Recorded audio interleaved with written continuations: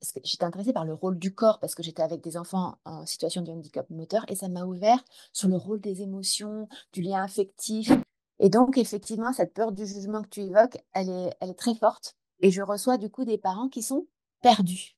Parce que entre Tata Georgette et ce qu'ils ont lu sur Instagram, et en plus on scrolle, on lit inverse dans l'Instagrammeuse suivante, donc ils sont perdus et ils ont besoin de réassurance dans leurs propres compétences parentales.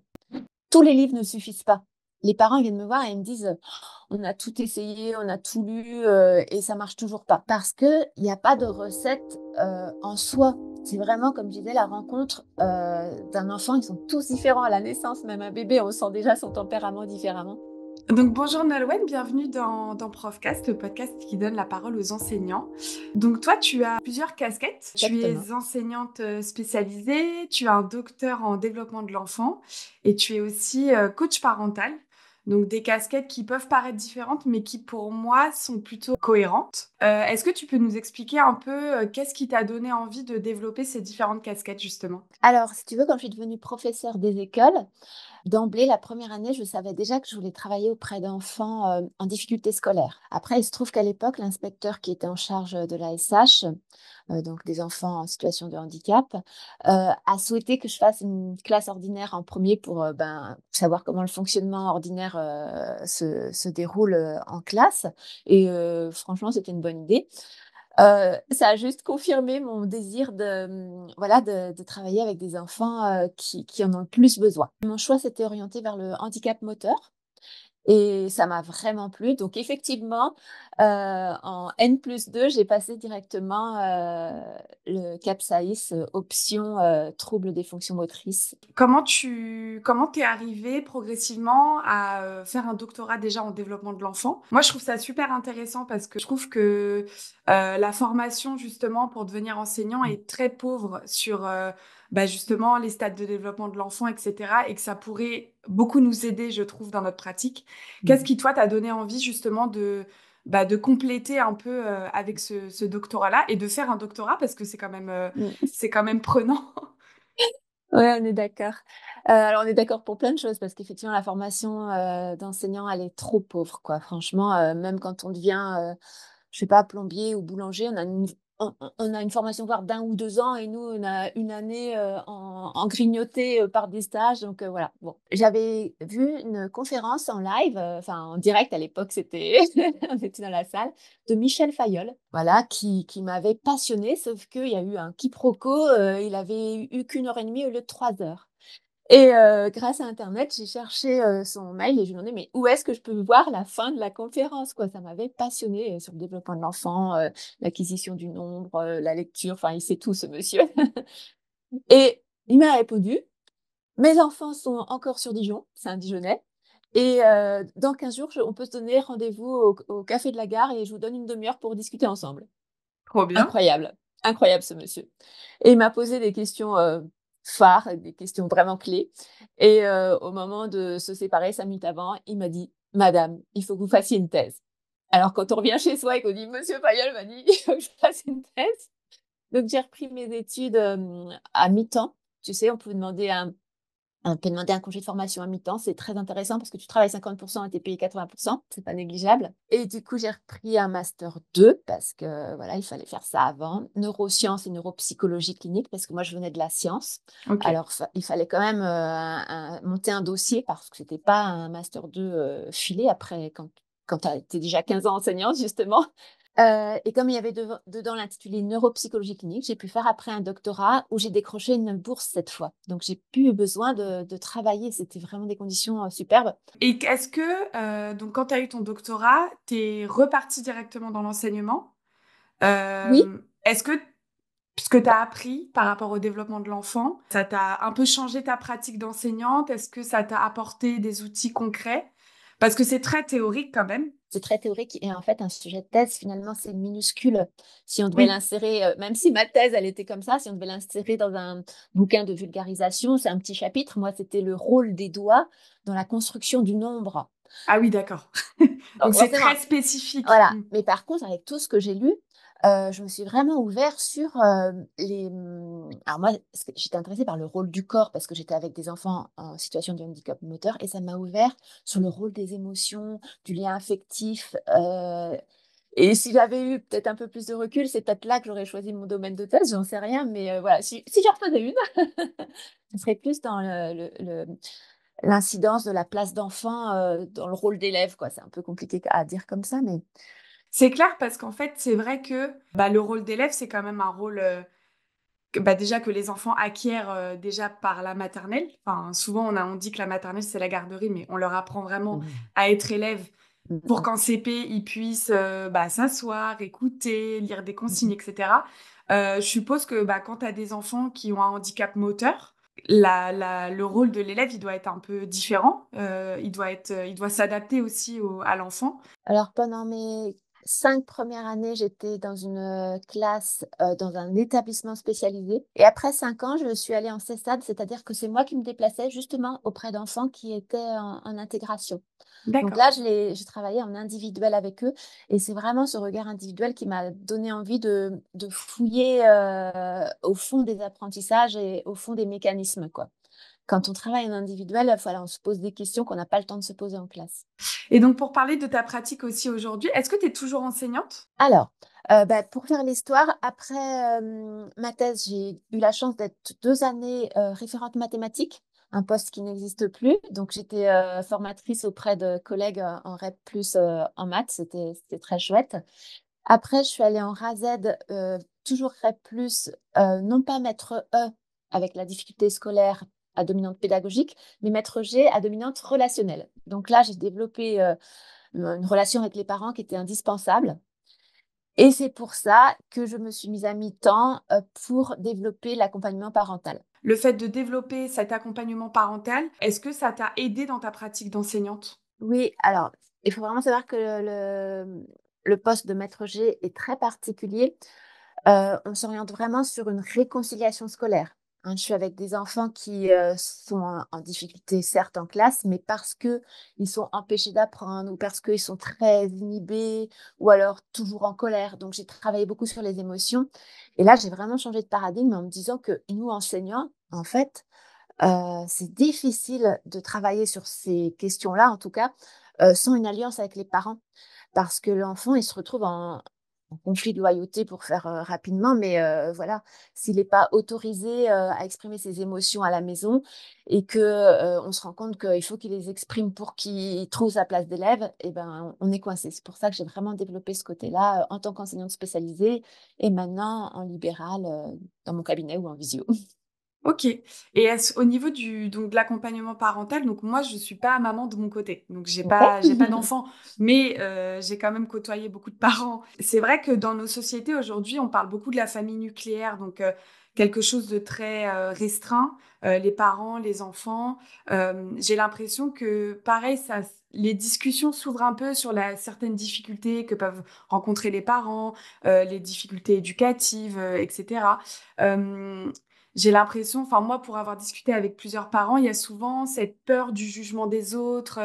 Il y a aussi beaucoup, enfin, par rapport aux femmes, enfin, dès qu'elles deviennent mères, il y a aussi beaucoup de jugements sur l'allaitement, sur machin. Enfin, il y a toujours un peu, j'ai l'impression qu'il y a toujours un peu un jugement sur la façon d'éduquer, la façon d'être mère, la façon d'être père. Pourquoi c'est important, selon toi, du coup, d'accompagner les parents? Ben, en fait, ce que tu as évoqué, c'est un peu la société qui est devenue individualiste, et aussi ce qu'on peut pointer dans notre société actuelle, c'est, les vitrines parfaites dans les réseaux sociaux et donc effectivement, cette peur du jugement que tu évoques, elle est très forte, et je reçois du coup des parents qui sont perdus.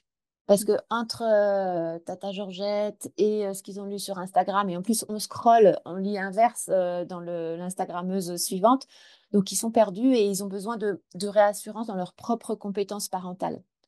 Donc moi, je leur dis toujours qu'on fait de la co-construction de solutions. C'est eux qui connaissent leur enfant.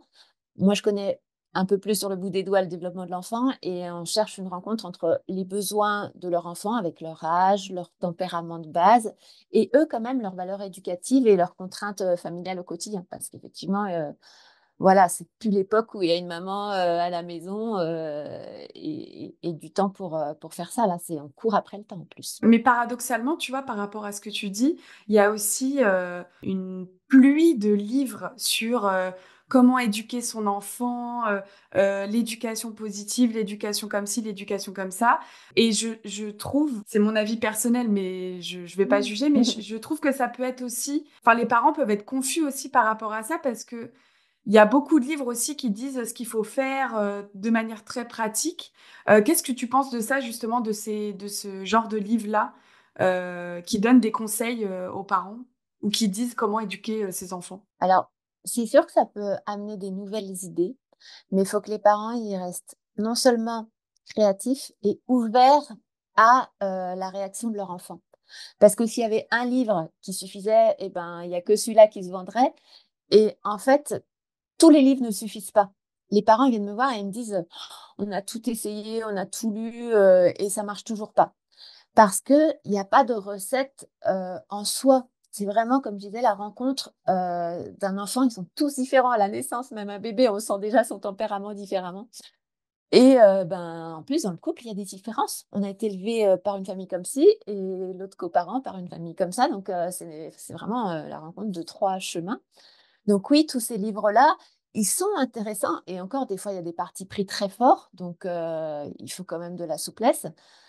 Si on regarde le débat d'il y a 1 ou 2 ans sur le time out, c'est-à-dire d'écarter l'enfant, alors en plus j'allais dire dans sa chambre, mais voilà, le véritable time out, quand on le regarde par exemple dans la méthodologie Barclay, c'est écarter l'enfant de l'attention positive, mais on reste à côté de lui, on ne le met pas dans une punition.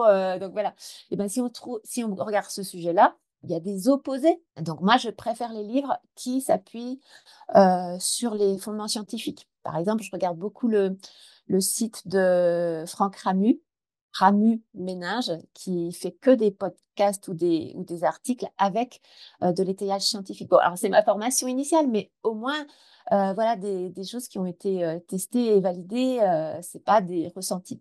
Parce que moi, je me méfie en fait justement, comme tu disais, des recettes un peu toutes faites, parce que comme tu le dis très bien, chaque enfant est différent. Il vient pas du même, en plus, on n'évolue pas dans le même environnement. Donc, en fonction de ton environnement, de ton éducation, etc., bah, tu peux réagir différemment, en fonction de ton tempérament aussi. Est-ce que là, le scientifique dont tu parles, c'est plus basé sur le développement de l'enfant? Et du coup, d'être plus flexible par rapport à ce qu'il dit ou les conseils qu'il va donner. Exactement, c'est un chercheur dans le développement de l'enfant. Donc, Ouais, voilà, c'est ça. en prenant en compte justement cette pluralité qui est inhérente au développement de l'enfant, à la fois dans le rythme, à la fois dans les tempéraments. Voilà. Mais c'est intéressant parce que moi, ça me pose la question aussi parce que, bon, tu disais, on est dans une société individualiste, ça, c'est pas nouveau. Mais aussi, on est aussi, je trouve, dans une société de l'immédiateté où on veut souvent que tout aille vite, de trouver des solutions rapidement. Et c'est vrai que moi, je l'ai vu en tant qu'enseignante. On remarque que, en fait, c'est que dans l'éducation, dans l'enseignement, dans l'apprentissage de manière générale, tout prend du temps. Faut répéter, ça prend du temps. Donc, je trouve qu'aussi, on arrive un peu en conflit entre l'immédiateté de la société et ce qu'on nous inculque forcément sans le vouloir, la productivité, etc. Et bah, éduquer un enfant, en fait, ça se fait pas ça se fait pas en 2 jours. Bah, c'est super que tu abordes ce sujet parce que très souvent, les parents sont un peu déstabilisés quand je leur dis que le rendez-vous suivant, il sera dans 1 mois. Ils trouvent ça super loin. Et du coup, là, je leur explique qu'effectivement, que pour mettre en place une nouvelle stratégie, une nouvelle habitude, quelque chose on amène un changement forcément, hein, parce qu'ils viennent, j'aimerais que mon enfant ceci, cela, mais ça passe par eux forcément. Il faut 1 mois parce que ben, l'enfant, alors en plus, il y a 2 mouvements possibles, mais au début, quand il va voir que les parents changent de stratégie, soit c'est un enfant assez docile, il peut dire, bon, bah ok, maintenant on fait comme ça. Puis il va dire, ouais, ça dure bien leur histoire là. Et puis il y aura un mouvement en arrière. Et si je les avais vus au bout de 15 jours, ils vont me dire, ben non, ça marche pas, là, il est revenu en arrière. Et puis l'autre stratégie, c'est des enfants qui seront toujours tout de suite dans l'opposition. Et puis qui, au contraire, avec le temps, se disent, ouais, dis donc, papa et maman, en fait, ils tiennent bien, maintenant, il faut faire comme ça. Et là, oui, ben, il fallait le moi aussi, du coup. De toute façon, s'ils viennent solliciter de l'aide auprès d'une accompagnante parentale, c'est parce qu'ils ont le désir de changer. Donc c'est gagné. Et après, ils le font comme moi je leur propose, mais c'est une proposition. Il y a des parents, des fois, qui me disent: «Ah, moi, il faut vraiment que la semaine prochaine, on fasse un point parce que ça m'angoisse». Bien sûr que j'entends cette proposition aussi et je m'adapte. Oui, oui. Non, mais c'est vraiment, ça en fait, ça m'étonne pas ce besoin. Mais même, quand on parle de thérapie ou de choses comme ça, on veut souvent que ça aille vite, on veut aller mieux Mmh mh. vite, on veut et je pense que ça, c'est bah, pour le coup, c'est contre-productif parce que du coup, on je trouve aussi que on est plus dur avec nous-mêmes, on est moins indulgent, on prend moins le temps et je trouve aussi que les parents, c'est comme ça. Moi, par exemple, bah, en tant qu'enseignante, donc moi j'étais dans des classes, j'aime pas dire ordinaires mais j'étais dans des classes pas spécialisées, on va dire. Mmh mh. Et j'avais des parents souvent, au bout de 2, 3 mois d'école, leurs enfants, ils avaient, je sais pas, des notes moyennes, on va dire, ou en dessous de la moyenne. Et ils parlaient tout de suite de redoublement, ils parlaient Mmh. tu vois ce que je veux dire? Ce Mmh truc mh. de, non mais là mon enfant il est pas bon et cetera et moi j'essayais de les rassurer beaucoup parce que, bon déjà une note n'est pas révélateur de l'intelligence, de l'enfant et je trouvais ça hyper violent aussi pour l'enfant parce que du coup ça le stresse quoi et donc j'essayais aussi de d'accompagner, un peu les parents pour qu'ils puissent, se relâcher mais c'est difficile je trouve, Mmh mh. même en tant qu'enseignante, hem et bah, ça me fait poser une autre question. Est-ce que du coup, là, dans l'accompagnement parental que tu as, quand tu es dans l'enseignement, tu adoptes des stratégies différentes ou en tout cas, des choses un peu différemment pour parler aux parents, pour les rassurer? Peut-être des choses que tu ne faisais pas quand tu étais, juste, entre guillemets, Oui, «enseignante? d'autant plus que mon mi-temps, bah, toujours en spécialisé, il est en CAMS, centre d'accueil médico-social, précoce parce que c'est des enfants de 0 à 6 ans. Alors nous, en tant qu'enseignante, moi je suis, auprès d'enfants de 3 à 6 ans à partir du moment où ils sont scolarisés. Mais ce sont des enfants donc, avec, des troubles neurodéveloppementaux.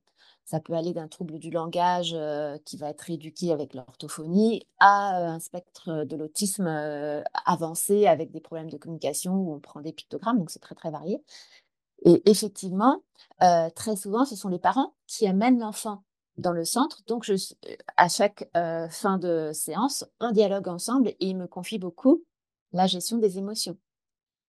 Donc, quand tu disais qu'il faut du temps, qu'il faut lâcher prise, ne pas se faire violence, vraiment le grand conseil maintenant que j'ai identifié, c'est effectivement de pas être comme ça avec son enfant, mais voilà de faire en douceur et que ça soit, ne pas montrer à l'enfant que ça nous irrite, qu'il a prise sur nous parce que l'enfant, c'est étonnant, mais il cherche une réaction, il cherche la relation avec son parent et même si c'est négatif parce que le parent hurle, parce que le parent n'en peut plus, il a trouvé son parent. Donc il faut au contraire rester zen face à des crises, en montrant l'interdiction, en expliquant pourquoi, mais ne pas en montrant que ça nous met hors de nos gonds parce qu'il appuie sur un bouton et voilà, ça devient tout rouge, c'est quand même intéressant.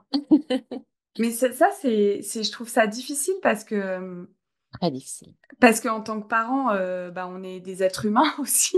Je Mmh. trouve que ça appuie aussi sur notre propre gestion des émotions et c'est hyper difficile, bah, c'est quand même beaucoup plus difficile en tant qu'adulte de déconstruire Mmh mh. des choses comme ça qu'on nous a pas inculquées ou Mmh. alors qu'on nous a mal inculquées aussi et je me dis que si on fait ça là avec les enfants aujourd'hui, bah, ça deviendra des adultes, enfin ils deviendront des adultes, peut-être beaucoup plus cool et beaucoup plus, détendus avec leurs propres enfants. Mmh mh. Comment toi tu perçois ça, bah, cet apprentissage de la gestion des émotions et par rapport aux parents aussi que tu reçois? Mmh. Eh bien, en fait, ça pointe un deuxième point que les parents, sont très étonnés d'entendre quand je leur dis que je vais les recevoir eux, sans leur enfant. Parce que, c'est eux qui vont porter les changements, c'est eux qui vont travailler, hein, le mot travail, je le mets volontiers et notamment travailler sur leur gestion des émotions, l'accueil des émotions de l'enfant, mais sans jamais culpabilité. Je suis inquiète avec cette vague de parents qui se sont engouffrés dans l'éducation positive, mal transmise, avec des raccourcis hallucinants.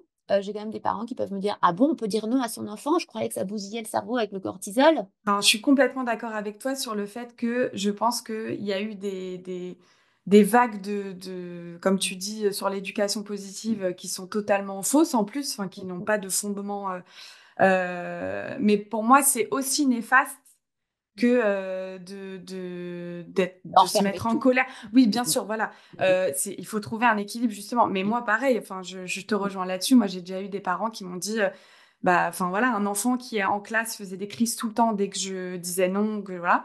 Et en recevant les parents, ils m'avaient dit, bah, en fait, on lui dit pas non parce que dès qu'on dit non, il fait une crise. J'ai dit, bah oui, il a bien compris que c'était le moyen pour avoir ce qu'il voulait.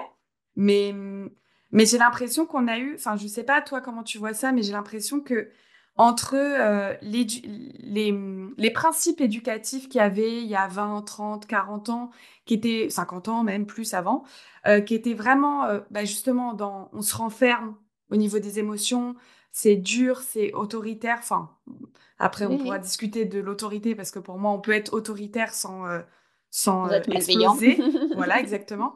Et aujourd'hui, des principes complètement à l'inverse où c'est bah, on dit pas non. Voilà, j'ai l'impression qu'il y a vraiment bah, un manque d'équilibre et de fondement, comme tu dis, sur l'éducation positive. Et alors, il y a vraiment des fondements, on va dire, scientifiques, c'est-à-dire que ce cortisol, il peut être présent dans la maltraitance. Donc, dans la maltraitance, c'est des enfants qui ont des fessées tous les jours, c'est des enfants qui sont où on leur dit t'es nul, tu vaux rien, voilà. Et là, oui, il y a du cortisol continuel. Après, on est passé au terme violence éducative ordinaire.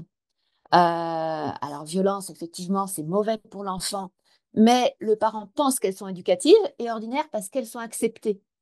Et donc, ça, Est-ce que c'est. tu as des exemples de violences éducatives ordinaires? Eh ben, oui, tout à fait. C'est, par exemple,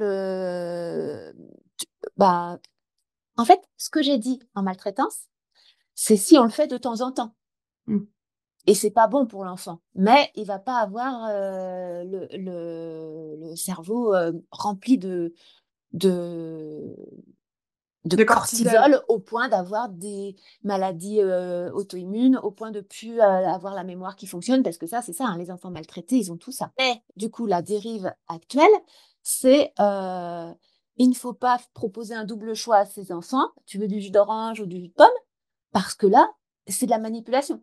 Si on veut lire quelque chose sur, on va dire, les fondements de l'éducation bienveillante, eh ben, il y a la discipline positive de Jen Nelson qui, effectivement, dit en quoi les punitions ne sont pas une clé pour l'éducation parce qu'elles abîment la relation, parce que l'enfant, il ne sait même pas pourquoi il est puni, et qui donne des alternatives. En plus, pourquoi je cite ce livre-là? Parce qu'elle a travaillé aussi sur le groupe. Et c'est pas facile de voir des livres où on donne des clés aussi en groupe. Tu vois, j'ai carrément dû m'auto-former sur une problématique que moi j'appelle la tyrannie familiale. Dans Mhm. les médias, on dit enfant tyran et moi, avec mes lectures et ma sensibilité, je préfère dire tyrannie familiale parce qu'au départ, l'enfant, il est né comme les autres. Mais pareil, sans culpabiliser, j'explique aux parents qu'au départ, c'était dans un bon sentiment que d'adapter pour que son enfant n'ait pas de crise, voilà. Mais ce que tu as décrit avec dans ta classe, les parents qui ont dit, bah non, on lui dit jamais non, sinon c'est une catastrophe, ça s'appelle de la suradaptation. Mhm. On aménage beaucoup trop et l'enfant n'a pas appris, c'est un véritable apprentissage, à gérer la frustration. Dans la société, nous aussi, adultes, on est frustrés, hein. On se lève le matin pour aller travailler alors qu'on est crevé. Grosse frustration, mais on l'a appris. Et donc, alors, quand j'ai parlé de construction de solutions tout à l'heure, mais quand j'ai des parents qui viennent me voir et je comprends qu'ils sont au stade de la tyrannie familiale, ça va très loin. Ce sont des parents qui ont mal au ventre le matin en se levant parce qu'ils ne savent pas du tout quelle crise va arriver aujourd'hui parce qu'ils ont l'impression d'aménager tout comme il faut, mais il y a toujours un petit grain de sable. Et ce sont des enfants qui peuvent taper leurs parents Oui, parce ok. que la gestion de l'émotion n'a jamais été mise en place. Et du coup, là, je les prends par la main et c'est un programme où on fait ça, ça, ça, ça, ça pour en sortir. Là, c'est un schéma qui est trop enquisté et voilà. Et là, je suis une méthodologie qui s'appelle la résistance non violente. Donc, résistance, bah, on n'est plus à dire oui à tout. Et non violente, il n'y a effectivement aucune brimade humiliante ou qui soit malveillante. Mm. Je me demandais du coup quelles sont les thématiques ou les problématiques que tu retrouves le plus quand tu accompagnes les parents. Alors, C'est la première cause, hein, la gestion des émotions. Après, il se trouve que c'est vraiment la spécialité que j'annonce sur mon site, hein. Je mets spécialisée en régulation émotionnelle et relation. Mais sinon, ça peut être le sommeil. Alors, les parents d'enfants le plus jeunes, c'était d'enfants de 6 mois qui commençaient à aller chez une nounou et qui refusaient le biberon, donc l'alimentation aussi. Mais pour le sommeil, j'ai eu 9 mois, j'ai eu 11 mois. Enfin, voilà, j'ai pas de limite Mm. d'âge. Et ça va très, très loin parce que cet été, j'ai démarré un accompagnement de parents qui avaient un Tanguy à la maison de 34 ans. Ah oui, Et, d'accord. et ils veulent travailler pour lui dire, bah, écoute, maintenant, va falloir que tu voles de tes propres ailes quand même. Ah, c'est incroyable. Ah oui, il y en a. Bah oui, oui, il y en a Et il y en toujours, a, oui, oui. il y en a. Mais Et finalement, si je te dis sommeil, alimentation, des choses comme ça, on se rend compte que quand on fait le check-up de la journée, finalement, il manque quelque chose justement au niveau du relationnel, au niveau de la gestion des émotions. Voilà, des fois, c'est encore là, on retombe dedans. ok, oui, donc bah oui, tout est lié de toute façon. La relation parent-enfant, elle se crée. Mais je pense que c'est ça aussi, c'est que moi, j'ai souvent entendu que la relation, alors en tout cas avec la mère, elle est innée. Ça a commencé à se déconstruire parce qu'évidemment, on se rend compte que Mm. c'est pas inné du tout Ouais. et que ça se construit. Est-ce que tu as aussi, moi, la question que je me pose là-dessus, c'est, on a beaucoup parlé des mères qui viennent. Est-ce que tu as aussi des pères? C'est très simple, j'ai eu que 2 papas qui ont demandé à faire ce travail-là. Mais que ça soit un papa ou une maman qui appelle, j'essaye de trouver une façon que le couple soit impliqué. Dès que ces 2 parents travaillent ensemble, il y a Hmm. plus de chances que la stratégie et le changement qu'on imagine ensemble portent ses fruits. Il y a des fois où le papa est tellement pris au niveau du travail que ça se met pas en place. Et pour cela, comme j'ai appelé mon entreprise Famille Ressourcée, eh bien, j'ai mis en place un infuseur de ressources. C'est-à-dire qu'ils ont une feuille A4 à remplir ensemble à la maison sur les étapes qu'ils vivent dans les changements et qui conscientisent le chemin qu'ils ont fait. Et comme ça, le coparent est impliqué aussi. Oui, c'est important ça, bah, parce que c'est vrai qu'encore aujourd'hui, on voit que c'est beaucoup les mères qui ont la charge et les pères peuvent être moins impliqués. Moi, je me demandais au niveau de l'éducation, justement, il y a un proverbe qui dit il faut tout un enfant pour éduquer Tout un un non, village. il faut tout un village pour éduquer un enfant. Est-ce que, moi, je me demandais parce que tu reçois des parents, bah, du coup, c'est des familles nucléaires pour la plupart ou des familles monoparentales, etc. Qu'est-ce que tu penses de cette citation? Est-ce que dans ta pratique, que ce soit enseignante ou accompagnante parentale, tu vois quand même la difficulté que c'est d'éduquer un enfant à seul ou à deux? Est-ce que tu penses que plus il y a de personnes qui sont impliquées, mieux c'est pour l'enfant de voir aussi des façons de faire différentes, des gestions différentes? Qu'est-ce que tu penses de ça? Oui, c'est clairement une ouverture. Donc, pour l'enfant, c'est une ouverture. Et pour les parents, c'est un soutien incroyable, quoi.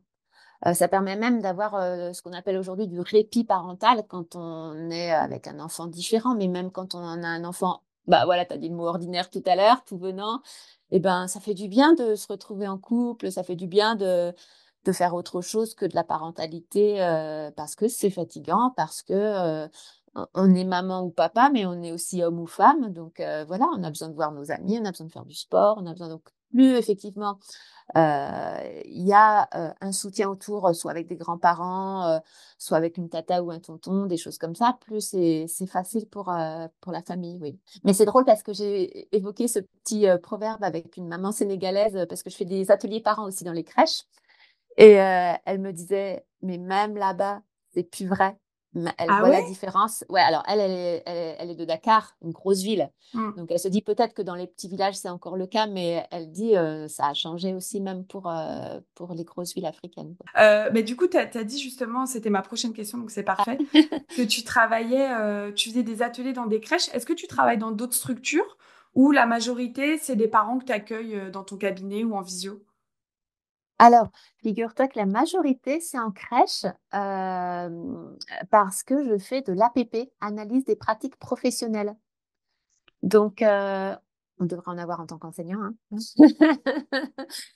J'arrive en tant que tierce personne et on met sur la table des situations problématiques et on réfléchit ensemble à d'éventuelles solutions, en tout cas des pistes différentes. On vide notre sac et je me présente vraiment en tant que collègue. Je leur dis, moi aussi, je suis à quatre pattes avec mes élèves du CAMS pour que ce soit un enrichissement mutuel et que je sois pas celle qui sait, quoi. Elle m'apporte aussi, je leur dis vraiment ça.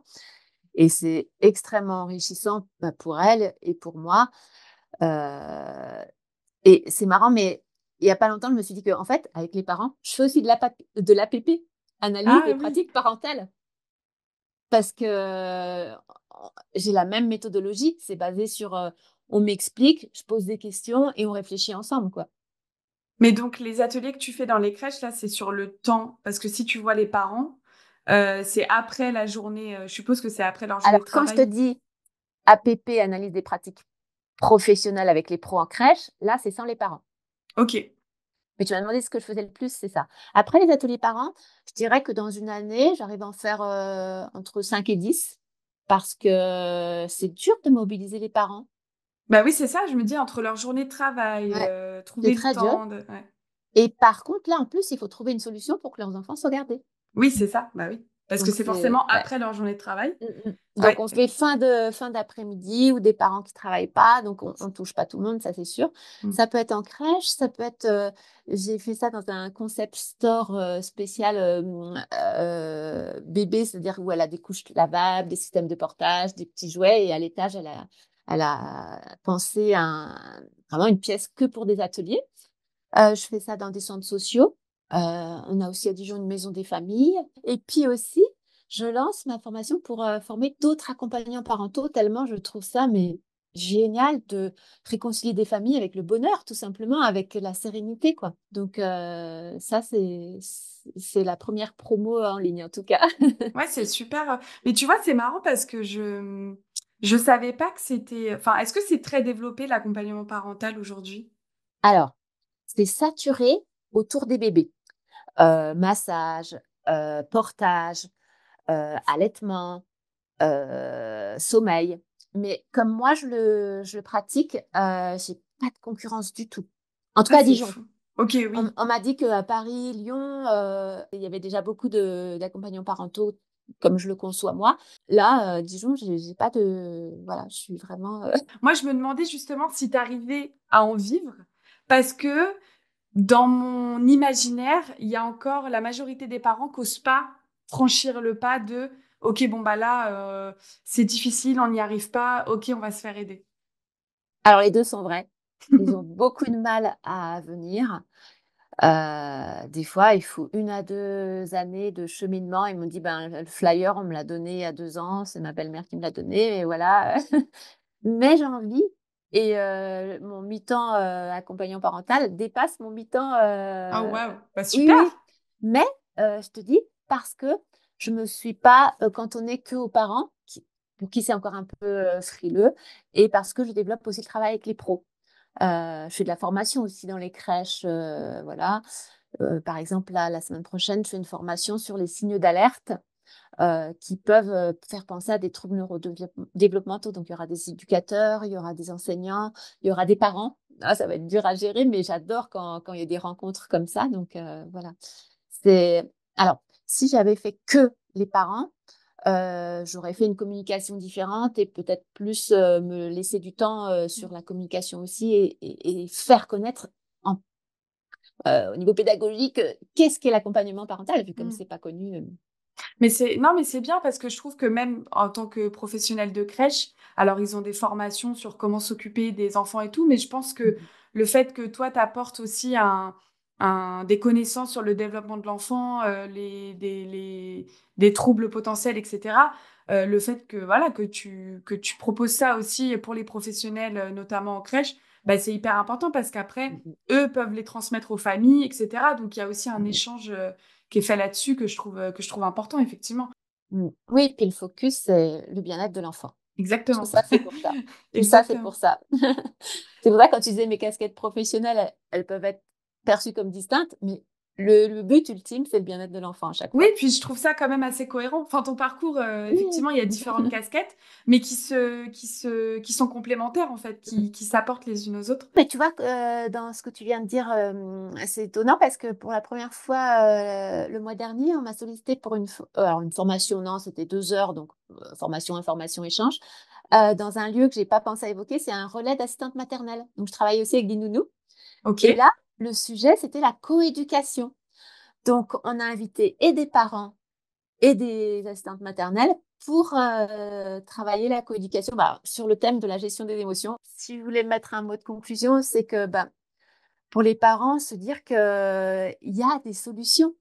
On réfléchit ensemble et il y a des solutions qui existent pour tout le monde. Il ne faut pas rester dans des nœuds, dans des choses difficiles, alors que c'est possible de trouver, en tout cas, du mieux-être, quoi. Même si c'est pas la famille dont on a rêvé, parce qu'on a tous eu un idéal dans sa tête quand on devient parent, on peut apaiser les choses et donc c'est dommage de rester dans son coin, ouais. où est-ce qu'on peut rediriger les personnes qui vont nous écouter si elles ont envie d'en savoir plus sur toi? Et ben, on peut mettre le lien de mon site, par exemple. Ok, super, bah, je Il y ferai a ça. aussi, il y a aussi mon Instagram. Ok, super. Voilà.